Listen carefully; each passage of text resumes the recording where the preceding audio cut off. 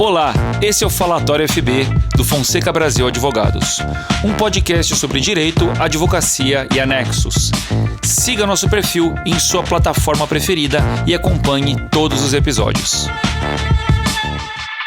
Olá, amigos do Falatório FB, sou eu, mais uma vez, Jean Cimei, só aqui com Adelvon Olivério, Gustavo Fonseca e Eduardo Brasil, e com duas convidadas, doutora Fádia Mauro e doutora Tayana Delgado.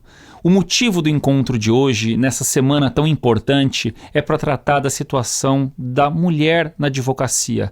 Quais são as peculiaridades, o que é de diferente, como a mulher, advogadas, atuantes e combativas enfrentam e veem a advocacia. São visões diferentes que cada sexo acaba percebendo e tendo algumas peculiaridades distintas. E eu gostaria justamente de agradecer a presença das duas nesse dia e gostaria que vocês se apresentassem, Fádia e Tayana. Muito obrigada pelo convite. Gosto muito de estar aqui hoje falando sobre um tema que me é tão afeto, que é a atuação da mulher na advocacia. Eu sou Fádia Mauro, advogada civilista do Fonseca Brasil. Além disso, sou mestre em Direito pela Universidade Federal do Pará, membro da Comissão de Proteção dos Direitos da Pessoa com Deficiência da OAB e também coordeno um grupo de estudos de gênero e sexualidade, temas afetos as mulheres. Então, nada mais importante do que estar nessa semana tão especial do Dia da Mulher, falando sobre o exercício da minha profissão aqui com vocês hoje. Então, muito obrigada.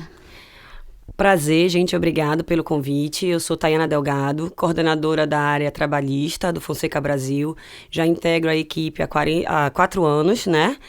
E eu sou formada há 14 anos, já milito na área há muito tempo, já tendo vivido bastante coisa, posso dizer assim, né?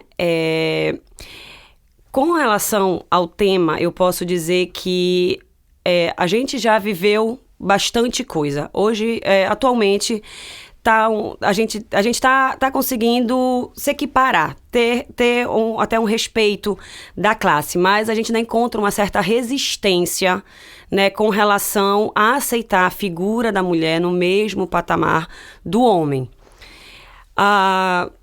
Conseguimos já equiparar funções no sentido de vários escritórios ter a questão de coordenador, gerente, né, a chefe em si. E eu venho notando que a gente tem tido bastante espaço, mas ainda temos que ter um jeitinho que não deveríamos mais ter, né, aquela sutileza feminina para conseguir.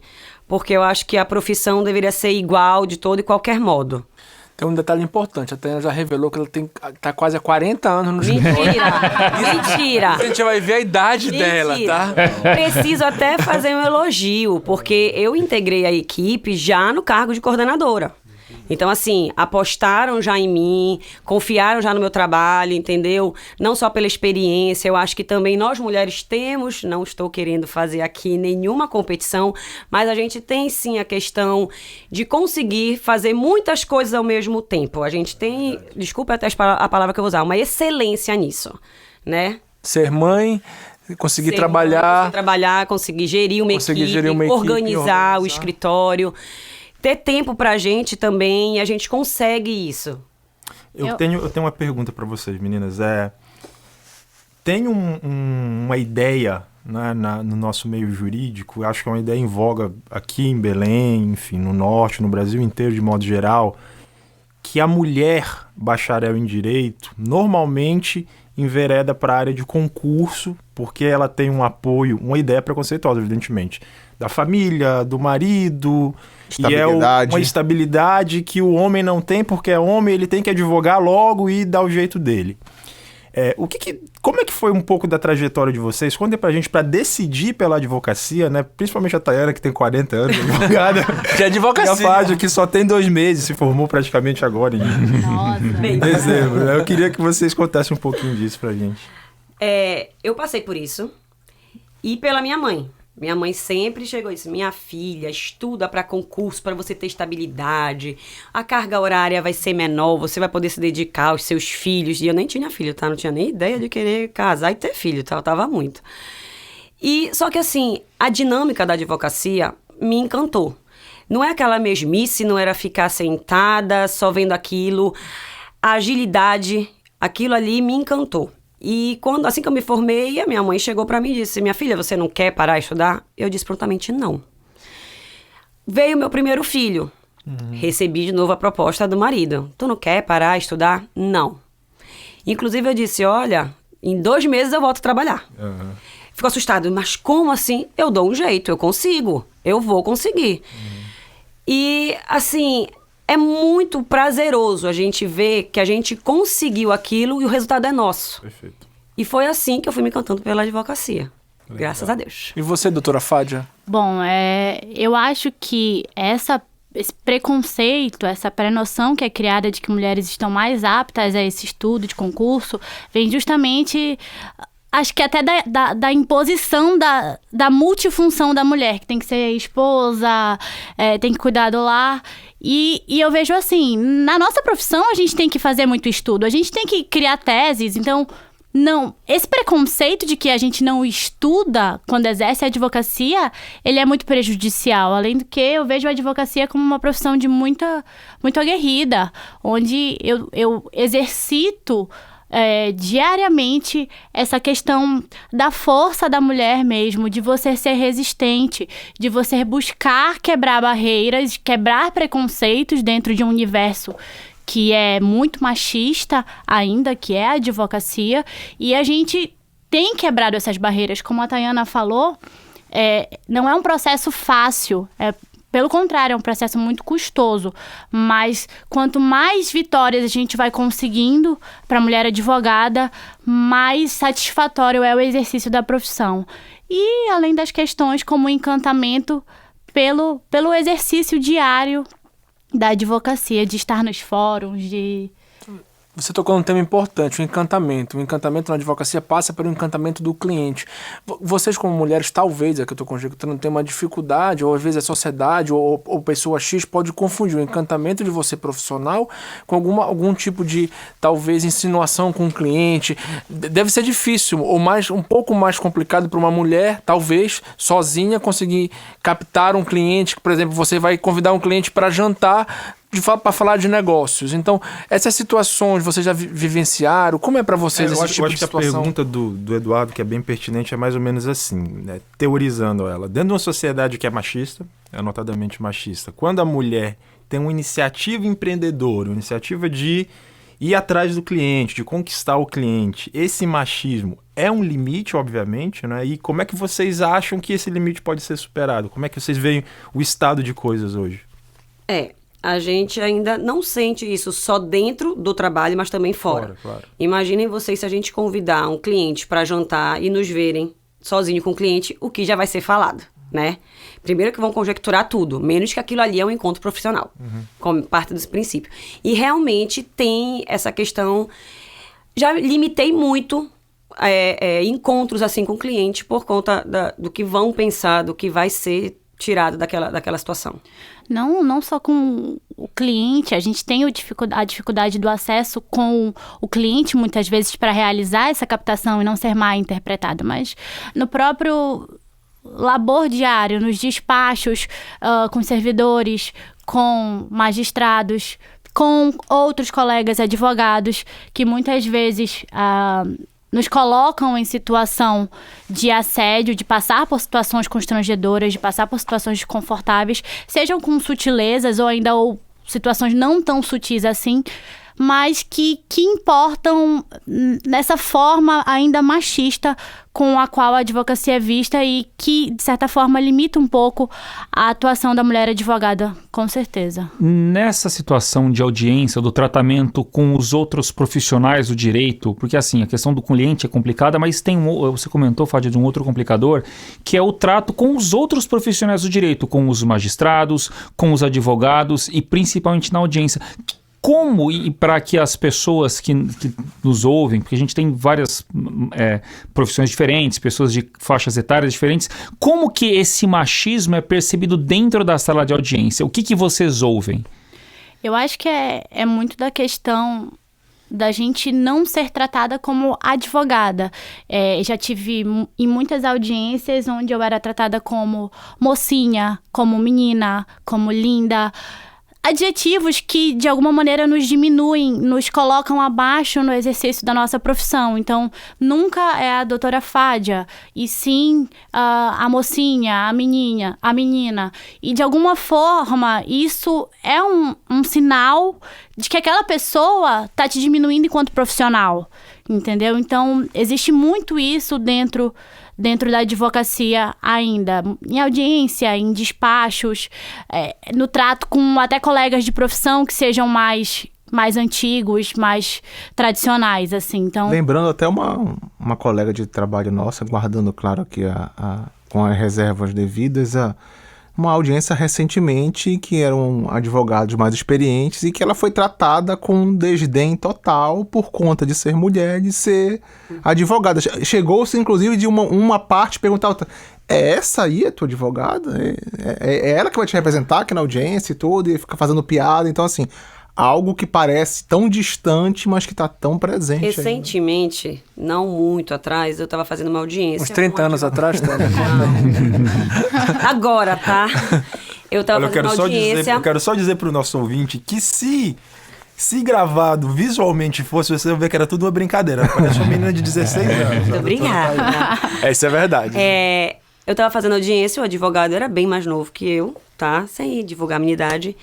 E não teve nenhum tipo de assédio por eu ser mulher. Mas ele sempre quis colocar que ele estava sendo mais esperto naquilo ali do que eu. Eu não sou daquelas que vou fazer audiência e vou gritar: sou mulher, me respeite, etc e tal. Não vou fazer isso. Mas, com jeito, pela expertise do assunto, fui tentando, contornar. Mas nisso chegou a juíza, e era uma mulher. E aí ele tomou uma bela de uma esculhambaçãozinha, do puxão de orelha.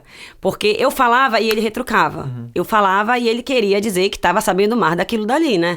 Só que eu acho que quando eu faço audiência, eu me coloco no meu lugar. Sendo eu mulher, advogada ou não, eu vou respeitar a outra parte, sendo mais nova que eu. Perfeito. Ou mais novo que eu. Eu estava ali de igual para igual. Mas ele tentou ficar em cima, dizendo: eu sei, a senhora não sabe nada. Nossa, tem muito, né? Essa questão da interrupção. Muito. O man-interrupting. Do man-interrupting, ou do mansplaining também, que é a pessoa achar que você não sabe do que você tá falando. E aí ele vai e tenta explicar pra você alguma coisa que claramente você sabe, né? O pior é quando vem com a risada no final, que tá falando e dá uma risada. Primeiro, a gente não tá numa mesa de bar pro cara, ficar rindo. Segundo, a gente tá numa sala de audiência. Algo solene, né? Eu falava, ele retrucava: eu queria voar no cara, né? Mas, graças a Deus, eu mantive lá a minha classe e a juíza chegou pra ele e falou assim: mas, doutor, o senhor interrompe demais, né? O senhor já interrompeu a doutora diversas vezes. Aí aquela risada interior, assim, que dá vontade de dizer: tá vendo? Só comendo pipoca, né? Exatamente. Ainda é o pior, porque, de alguma maneira, quando a gente tenta se impor, não é nem se impor, quando a gente tenta se afirmar nesse ambiente, muitas vezes a gente ainda é tida como grosseira, como uma pessoa mal educada. Quando não pensam que é o barraco por causa, desculpa, dos hormônios. Porque mulher tem a fama da barraqueira, né? E nunca é pela necessidade da gente se afirmar num ambiente em que, na verdade, a gente nem precisaria se afirmar, mas pela nossa estrutura a gente acaba tendo, muitas vezes, fazer isso para exercer a nossa própria profissão. Agora, meninas, uma pergunta que eu acho que é importante também aqui. Como é que vocês veem o movimento entre as próprias mulheres, e aí entre as próprias mulheres advogadas desse tema que a gente está falando aqui, né? Porque quando a Thay fala que a juíza chegou e já observou como é que estava o cenário, o comportamento do advogado, e logo tomou uma medida, tomou uma posição, eu vejo assim, ela entendeu que tinha uma situação ali de agressão e tudo, e ela usou a autoridade de juíza dela para colocar fim naquilo. Agora, assim, vocês acham que as advogadas, e talvez até as mulheres de modo geral, têm sido conscientes da importância disso? Isso tem melhorado? Ainda tem gente que é radicalmente do contra e se expressa assim? Como é que vocês veem isso? Super. Parece que acho que o sexto sentido da mulher até aflora nessa hora. Porque eu não precisei falar nada, ela já veio pegando, né? Então, sim, muita união nessas horas. Eu acho assim que a palavra advocacia feminista ainda assusta muitas mulheres. Muitas mulheres exercem seus direitos de maneira plena sem se afirmar feministas, por exemplo. Então, tem muitas mulheres que ainda abordam de maneira mais conservadora, mais tradicional, mas enxergam na igualdade de direitos algo que deve ser concretizado. Então, eu acho que a gente vem nesse segmento. Hoje, na OAB, por exemplo, a gente tem a Comissão da Mulher Advogada, que tem feito um excelente movimento aí para respeito das prerrogativas das mulheres advogadas, para incentivo do trabalho da mulher advogada, para fazer a correição justamente desses atos que a gente está narrando aqui, que acontecem rotineiramente nos fóruns. Então, eu acho que é um movimento que vem crescendo e que a perspectiva é positiva. Perfeito, excelente. Dentro dessa, vocês já desenvolvem advocacia já há alguns anos, tem melhorado, tem estagnado? O que os órgãos, quem que tem agilizado mais, quem tem melhorado mais? O advogado está melhorando um pouco mais, continua a mesma coisa? Os órgãos de controle, a OAB está mais efetiva na fiscalização desse tipo de excesso praticado pelos demais agentes do direito? Como que isso tem acontecido? Se tem progredido ou não? Eu acho que numa perspectiva geral, os órgãos de prerrogativa de defesa dos direitos das mulheres têm crescido nesses últimos anos. Não que os casos estejam sendo resolvidos plenamente ou estão sendo levados à frente, mas eles têm sido mais denunciados. Isso, com certeza, é um movimento que eu vejo. Não sei te afirmar com certeza se hoje a gente tem um dado quantitativo que mensure esse aumento ou diminuição na efetivação da resolução dos casos. Tem uma questão talvez interessante ou não, né? Mas que eu tenho visto em rede social, chega no WhatsApp, a questão de eventos e palestras formado por homens e algumas mulheres ou comissões de mulheres exigem a presença delas. Eu queria ouvir das advogadas aqui presentes, e aqui pelo menos todos nós somos aqui colegas fraternos, trabalhamos juntos, e cada qual tem sua visão. Eu entendo, basicamente, que a meritocracia é que devia colocar uma pessoa para palestrar ou não em tal evento, não a condição de ser homem ou mulher. Muito embora a gente sabe que há também uma dificuldade de algumas mulheres conseguirem, às vezes são muito competentes, mas não são vistas adequadamente e não são colocados também nesses eventos. O que vocês estão vendo desse movimento? O que vocês entendem desse tema? Eu queria ouvir de vocês. Aí o senhor, na sua própria... O senhor foi ótimo, me colocou. Agora bateu... Eu e a Tayana juntos temos 120 anos aqui nessa sala aqui. Mas... Você ouvinte que, novamente, não está vendo o vídeo, se tivesse... O Eduardo da Paz tem 120 anos. A Fádia tá certa. Tem que contar com então, eu acho que eu tô adequada no meu tratamento. Tá certo. Mas essa foi ótima, já respondeu a pergunta. O bom é que a pergunta do Dr. Eduardo, ela responde a si mesma. Muitas vezes, o que acontece não é que a meritocracia seja levada a efeito, e sim que mulheres com currículos tão excelentes quanto homens, ou até mais, muitas vezes, não têm a visibilidade adequada. Não têm a voz da mesma maneira que aquele homem que está na mesma posição. Na verdade, muitas vezes, isso é bem latente. Então, a gente acaba tendo essa perspectiva dos eventos serem conduzidos majoritariamente por homens, muitas vezes. Inclusive, já tive experiência de eventos para falarem sobre direitos de mulheres palestrados por homens. Isso é uma falha muito grave. A questão toda é saber se a saída para isso é exigir essa divisão de homens e mulheres palestrando. Eu acho que não é por aí. Talvez eu acho que há outras formas de você resolver isso. Há um problema. Uma equiparação. Olha, se for 5 homens, tem que ter 5 mulheres. Eu não acho que é por aí. Eu acho que tem que ser uma outra... Eu ia tocar nesse assunto, mas até fiquei um pouco receosa de dizer assim, a Tayana é a machista. Não. Eu não acho que a gente tem que brigar por cota. Eu não acho. Realmente, não vou agora também denunciar a idade de novo, mas lá atrás, quando estava na faculdade, as palestras eram todas com homem. Eu estava lá na faculdade, era sempre homem, mas porque a carga, os professores eram majoritariamente homens, né? Tudo vai galgando com o tempo, de pouco em pouco eu acho que a gente vai conseguindo espaço. Hoje, eu concordo com o Gustavo. Acho que a gente não tem que brigar. Tem 3 homens, tem que ter uma mulher. Parece que a gente tá brigando por cota. Eu não acho que tem que ser assim. Talvez a gente tenha que ver lá atrás se teve ou não teve convite, de repente não poderia se encaixar na agenda. E a gente não pode esquecer, mulher realmente tem muitas atribuições, gente. Vamos ver aqui, a gente trabalha, a gente tem que cuidar de filho. Chega uma hora que realmente as mulheres olham por outro lado, né? Então, eu tô um pouquinho acho que não tem que fazer a exigência. De repente, talvez até teve ou não teve um convite. Agora, também concordo com a Fádia. Se era para falar sobre direitos femininos, acho que foi uma gafe de quem realizou o evento. Deveria ter uma figura feminina. Eu acho assim, exemplo, que devia ter uma figura feminina, mas talvez nada mais bonito que um homem para falar dos direitos das mulheres. Eu não estava presente para ver. Eu nem sei qual é esse evento. Bem bonito. Muito embora, eu acho assim, que o fundamental é a meritocracia.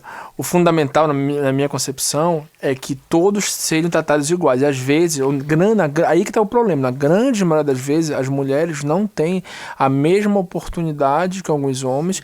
E quando estão equiparados iguais, em alguns lugares, não vou dizer todos, a opção é feita pelo homem, talvez pelo costume, pela cultura local, pelo fato de ser homem. Isso é um erro. Mas esse é o ponto. A gente derruba o fundamento da meritocracia quando a gente não tem a mesma linha de partida.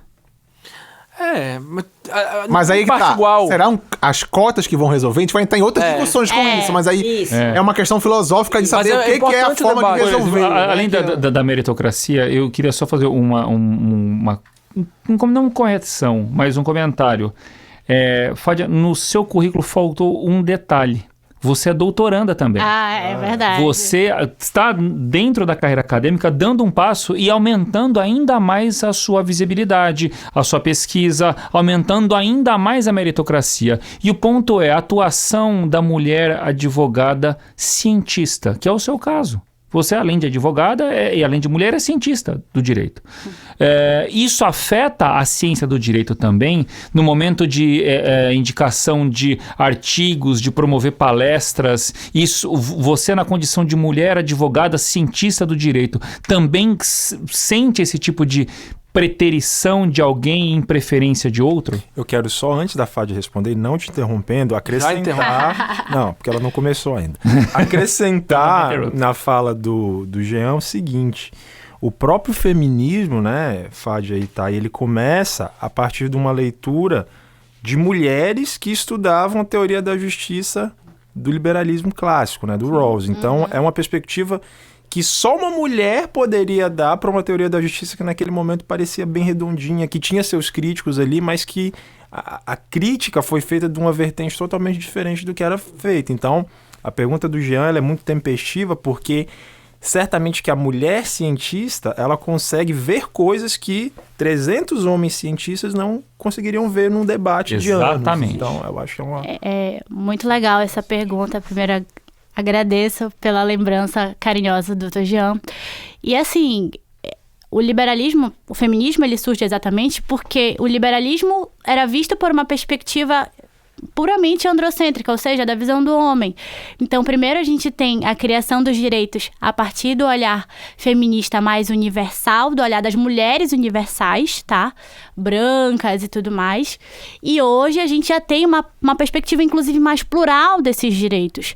Então, eu acho que a minha atuação enquanto cientista, ela me permite reconhecer certos privilégios que eu tenho, obviamente, e usar isso dentro da advocacia e dentro da academia, para discutir temas importantes, para discutir sobre diversidade, para discutir sobre ações afirmativas ou não ações afirmativas, e levar esses debates não só cientificamente falando, mas que esses debates também possam estar dentro da atuação enquanto advogada, porque a nossa atuação nada mais é do que botar a teoria na prática.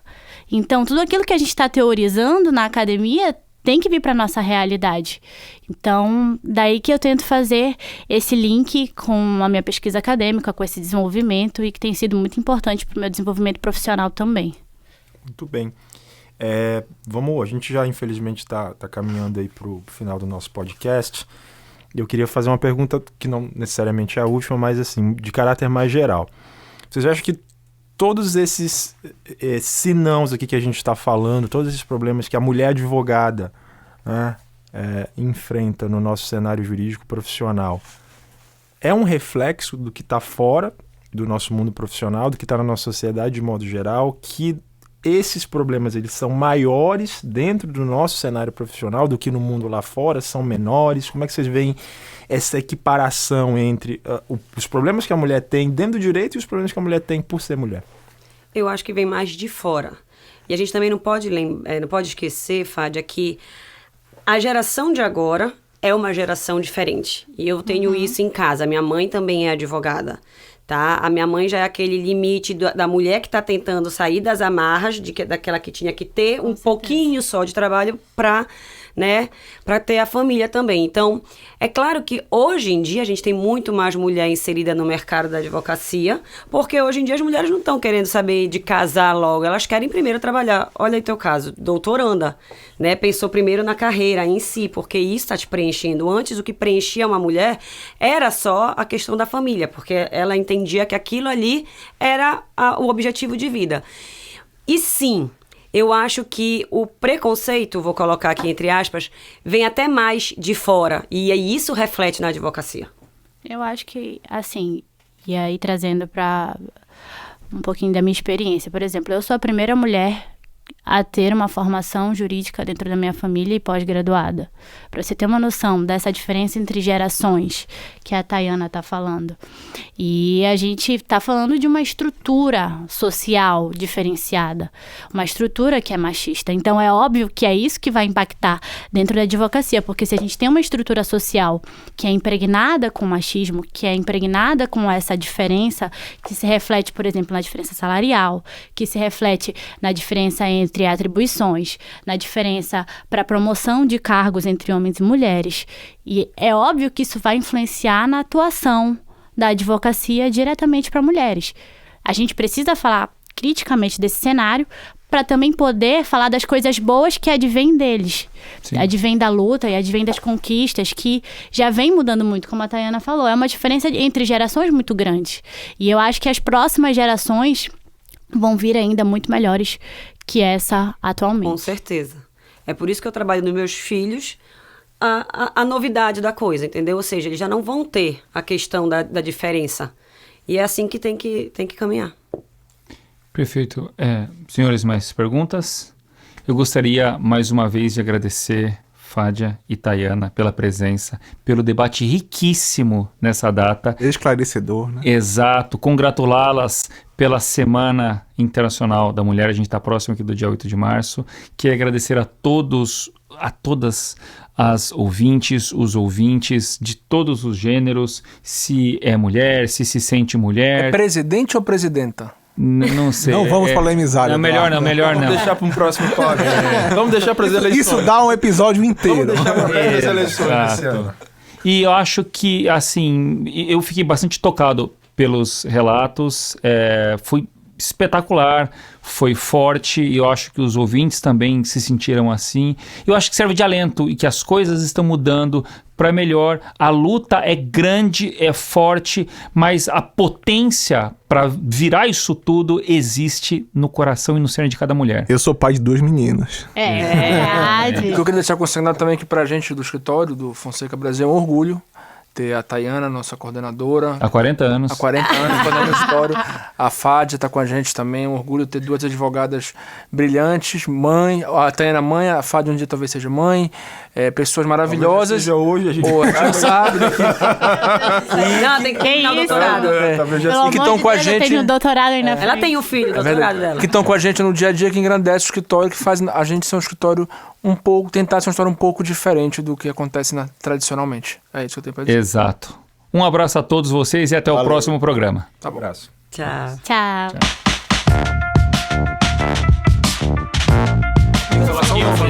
Falatório, FB.